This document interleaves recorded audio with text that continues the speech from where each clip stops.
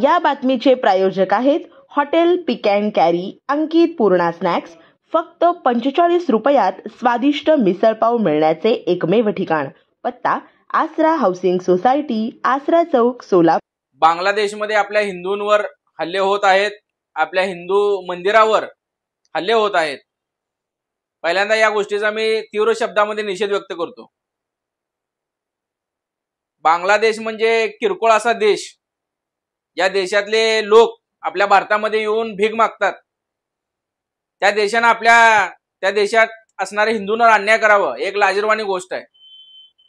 या महाराष्ट्रामध्ये आणि देशामध्ये भारतीय जनता पार्टी सत्ता आहे आणि स्वतःला हिंदुत्ववादी म्हणणारे भारतीय जनता पार्टी जर बांगलादेशामधील आपल्या हिंदूंवर होणाऱ्या अन्यायाविरुद्ध आवाज उठवत नसेल, अगर त्यांना सहकार्य करत नसेल, तर एक लाजिरवाणी गोष्ट आहे।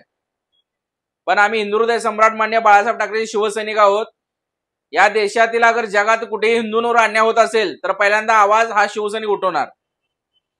बांगलादेशला एवढा जर माज आला असेल, मस्ती आली असेल, तर अमित शहाने त्या बांगलादेशमध्ये आपले सैन्य घुसवावे। नरेंद्र मोदीने बांगलादेशमध्ये सैन्य घुसून तिथल्या बांगलादेशातील आतंकवाद्यांचा खात्मा करावा, आतंकवाद्यांना शूट करून संपवावं, ही आमची पहिली मागणी आहे। हिंदुस्थानामध्ये बांगलादेशातील अनेक लोक हिंदुस्थानमध्ये येऊन भीक मागतात, उदरनिर्वाहासाठी इथे येऊन जगतात। पण आमच्या लोकांना तिथे अन्याय होत असेल तर आम्ही खपून घेतला जाणार नाही। या देशातील जेवढे बांगलादेशी असतील त्या प्रत्येक आतंकवाद्यांना हिंदुस्थानाच्या बाहेर हाकलून लावा। काय संबंध या देशातील नागरिकांचा या देशामध्ये?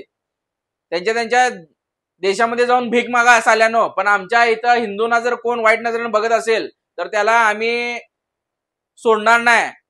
या भारतीय सरकारला सांगतो, तुमच्या जर खरं हिंदुत्वात तुम्ही जर समजत असाल तर बांगलादेशमध्ये आपले सैन्य घुसवा आणि आपल्या हिंदूंचं रक्षण करा। जय महाराष्ट्र। या बातमीचे प्रायोजक आहेत hotel pick and carry Ankit Purna snacks. फक्त 45 रुपयात स्वादिष्ट मिसळपाव मिळण्याचे एकमेव ठिकाण। पत्ता आसरा हाऊसिंग सोसायटी, आसरा चौक, सोलापूर।